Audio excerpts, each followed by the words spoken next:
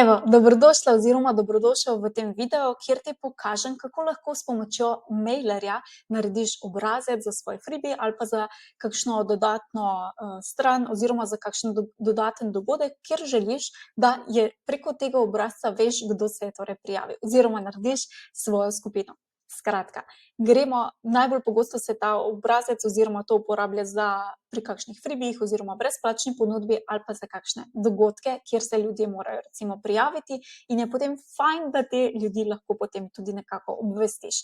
Skratka, gremo v akcijo. In sicer, če najprej pogledamo v mailerju, bomo najprej naredili nov obrazec in sicer bomo kliknili pod Forms in potem imaš na voljo Embedded Forms. Okay? Tukaj imam jaz dva obrazca, ki sta popolnoma testen račun, tako da ne rabiš skrbeti. Mi bomo ustvarili čisto novega in si tukaj lahko izmisliš torej neko ime, naprimer test. Izbereš torej Embedded Form, to pomeni vgrajen obrazec. Ta obrazec bomo namreč potem vgradili na spletno stran. Kliknemo Save in Continue, potem pa izbereš group oziroma skupino, kamor želiš, da se prijavljeni zbirajo. Zdaj, lahko je to že obstoječa skupina ali pa dodaš tukaj s klikom v novo skupino, narediš novo skupino, novo grupo, tako da se potem vsi novi zbirajo v to skupino. Zdaj, zakaj je to pomembno? To je pomembno zaradi tega, da bomo potem te ljudi lahko tudi kontaktirali kasneje oziroma naredili tudi avtomatske maile in predvsem zato, da jih potem kasneje lahko kontaktiramo. Potem pa nadaljujemo in kreiramo torej tale obrazec za prijavo. Fajn je seveda, da je v tvojih barvni paleti, da je v jeziku, ki ga želiš. Kar ti jaz priporočam tukaj je, da predvsem dodaš še polje za ime in sicer to polje naj bo tudi obvezno. Izmereš torej recimo ime, da imamo ime pa recimo email. Okay? In ko imaš te dve polji, zakaj ime? Ime je zelo pomembno polje zaradi tega, da lahko potem personaliziramo maile, da vključimo ime tudi v naslednje maile. Zamenjaš lahko tukaj prijavi se oziroma karkoli je pač tvoj klic k akciji. Okay? Kliknemo shrani. Zdaj, kako zamenjati barve, ne bom veliko govorila o tem, zaradi tega, ker pač klikneš na element oziroma imaš potem v desnem stolpcu možnost dizajn, kjer torej izbereš za recimo gumbke, kakšno bo ozadje, kakšna bo pisava in vse to imaš tukaj na desnem polju.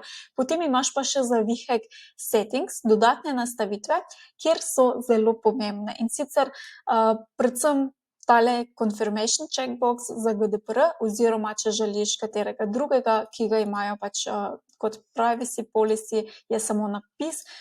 Kot GDPR pač mora biti tale polje označeno ali pa tale, kjer zapišeš v bistvu, da dodajo tvoje dovoljenje za pošiljanje oziroma uporabo maila in tako naprej. Skratka, tukaj se lahko poigraš. Kar sem želela omeniti oziroma poudariti je, da je tukaj na voljo tudi tale custom success page. Torej je zahvalna stran, ki se jim lahko prikaže ljudem, ko se prijavijo preko tega obrazca. In jaz zmeraj priporočam, da to vključiš. Zdaj, če se bo nekdo preko tega obrazca prijavil, ima dve možnosti. Ali se mu samo po prijavi, uspešni prijavi, prikaže besedilo v stilu uspešna prijava ali pa ga preusmeri na zahvalno stran. Jaz priporočam, da narediš posebno zahvalno stran, kamor jih tudi potem usmeriš. Zaradi tega, ker potem je lahko lažje tudi spremljaš konverzije in dodaš dodatno vsebino tudi na zahvalno stran, ki jo je dobro tudi seveda izkoristiti. Torej, tukaj izbereš custom success page in vpišeš mail oziroma URL strani, kamor želiš jih usmeriti. Če tega ne želiš uporabljati, lahko tale zahvalni sporočilo, potem tukaj na tem zavihku tudi spremeniš. Vsaj to. Ampak jaz ti definitivno priporočam, da uporabiš to zahvalno stran na svoji spletni strani. Potem je pa še naslednja možnost tale recaptcha, ki pa je lovi v bistvu za spam. Zdaj, jaz ti ne priporočam, da imaš to primarno že vklopljeno, če pa ugotoviš, da se na tvoji spletni strani oziroma preko določenega obrazca zbira ogromno spama, pa lahko tudi to obkljukaš. Zakaj ti ne priporočam že primarno? Zaradi tega, ker lahko potem tudi tisti, ki niso spam, so označeni kot spam in lahko imaš nekaj težav. Tako da s tem pač previdno, lahko je zelo koristno, sploh če imaš veliko spam mailov. Kako veš, kateri so spam maili? Ko greš jih pogledat in vidiš kakšne res čudne maile, lahko potem ugotoviš zelo hitro, ali imaš kakšen napad spama. Ok, to je vse, kar tukaj potrebuješ. Kliknemo na Done Editing in potem se ti tukaj pojavi eno okno oziroma dodatne nastavitve, ki jih imaš. Tukaj lahko imaš predogled, potem lahko spremljaš analitiko, koliko se jih je recimo prijavilo preko tega in tako naprej. In pa Automation. To je zelo pomemben del, kjer lahko narediš avtomatsko kampanjo, ki se sproži takoj, ko se nekdo pridruži na tvojo mailing listo. Okay? In pa se bomo kmalu vrnili na ta automation, samo še tale double opt-in želim poudariti, kaj to je, ker velikokrat dobimo vprašanje, ampak kaj to je. To je v bistvu možnost, da nekdo se pridruži na tvojo mailing listo šele takrat, ko potrdi svoj mail. To velikokrat dobimo, da se recimo prijavimo na nek obrazec, ga izpolnimo in potem dobimo na mail potrditveni mail, ki ga moramo s klikom potrditi. Zdaj, tole ima seveda veliko plusov, ima tudi minuse. Minusi so to, da pač marsikdo bo ta mail mogoče spregledal ali bo šel v spam in ga ne bo potrdil. In s tem potem ne bo prijavljen na to, kar se je prijavil. Ali pa na drugi strani je pa plus v bistvu tudi to, da s tem se lahko izognemo veliko spama, ker če je nekdo spam, potem verjetno tega maila ne bo potrdil. Tako da to je lahko pač uporabljaš ali pa ne, je čisto osebna izbira, kakor želiš. Evo, zdaj se pa vrnimo še tukaj na automation, se pravi avtomatske kampanje. Kaj to so? Tukaj lahko klikneš na Create avtomatske kampanje in potem se ti prikaže eno tako okno, kjer začneš zlagati te kampanje eno pod drugo. Če klikneš plusek, lahko potem zbereš, ali se bo takoj, ko bo nekdo recimo se prijavil preko tega obrazca, ali mu pošlješ mail, ali želiš ta mail mogoče zakasniti, ali pa želiš dodati kakšen dodatni razlog oziroma filter oziroma condition, ali pa kakšno dodatno akcijo. Zdaj, če imaš plačljivo verzijo, imaš na voljo tudi AB testing. Torej, da lahko testiraš dva različna maila in potem vidiš, kateri mail je recimo bolj učinkovit. Zdaj, običajno je prvi mail, ki ga dobijo, oziroma prva avtomatizacija v tej sekvenci je običajno, da dobijo nek mail. Okay? In ta mail seveda lahko tukaj zelo lepo oblikuješ.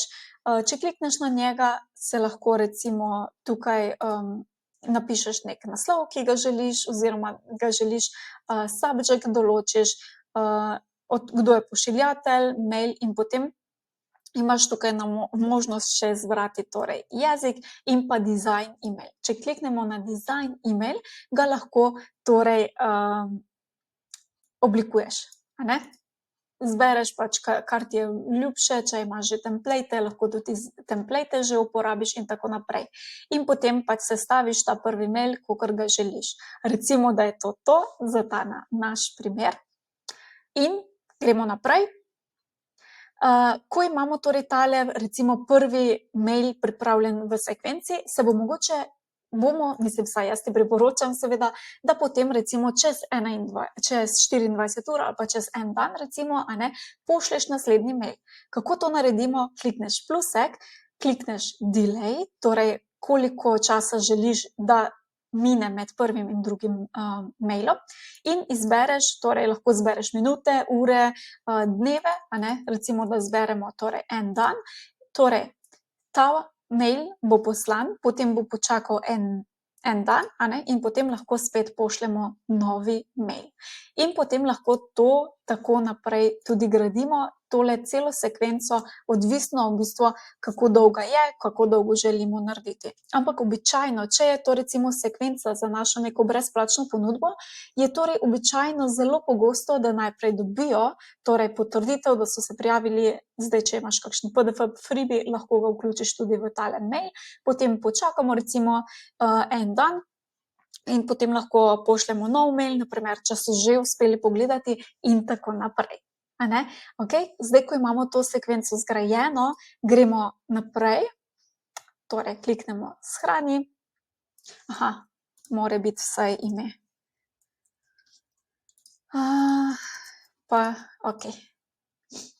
In potem ne pozabiti te sekvence tudi vklopiti, ko bo pripravljena. Zdaj, če imaš kakšne napake ali kaj takšnega, se ti bo tukaj pokazalo, kateri so te napaki in jih pač potem potrebno tudi odpraviti. Okay? Se pravi, en dan, ne pozabiti klikniti tako, kot jaz recimo tukaj save, pa tukaj tudi save oziroma se pravi, ta mail bi potrebno bilo potem tudi še malo bolj torej urediti oziroma ga sploh pripraviti. Okay, bomo zdaj vzeli za primer, da ne bom predolga, samo ta mail, torej ga urediš, ga pripraviš za kot drugi mail in tako naprej. In potem klikneš tukaj še save in pa vklopiš, torej, da je ta mail sekvenca zdaj aktivna. Okay, potem se vrnemo nazaj in lahko vidimo, da tukaj pod automation imaš potem tale testni workflow.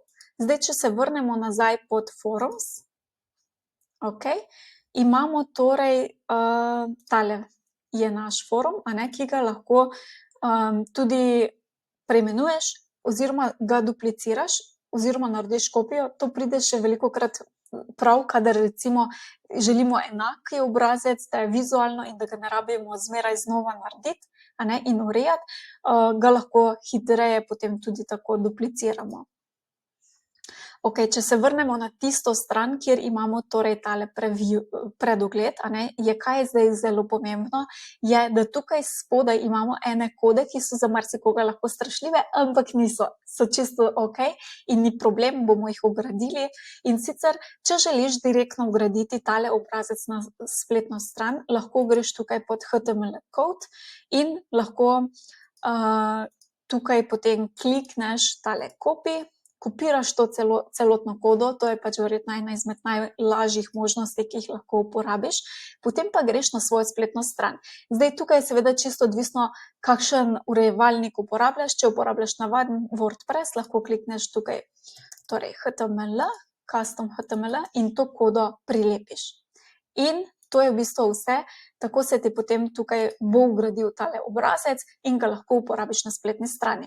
Če ne želiš delati z HTML-ji, če uporabiš kakšen drugi urejevalnik, lahko uporabiš tudi odvisno, kaj imajo kot navaden tekst oziroma navaden HTML in ga uporabiš, ali pa uporabiš tudi vtičnik, tale mailer, sign up forms, kjer potem se prijaviš in poveže ti preko tega vtičnika lahko tudi te obrazce. Tako da, kaj je boljša, kaj je slabša varianta, v bistvu je čisto odvisno od tega, kako blizu ti je urejanje kode, oziroma v bistvu ni treba nič urejati, ampak jo je treba samo vgraditi. Kar ti je bližje, pač lahko zbereš. Včasih, če imaš veliko vtičnikov, seveda vtičniki lahko imajo dodano vrednost, ker imajo lahko kakšne dodatne funkcionalnosti, ali pa na drugi strani lahko tudi obremenijo stran, tako da so plusi in minusi. Poskusi mogoče najprej s kodo, če se obrazec prikaže ok, lahko uporabiš direktno samo kodo, če pride do kakšne težave, pa lahko uporabiš tudi njihov vtičnik.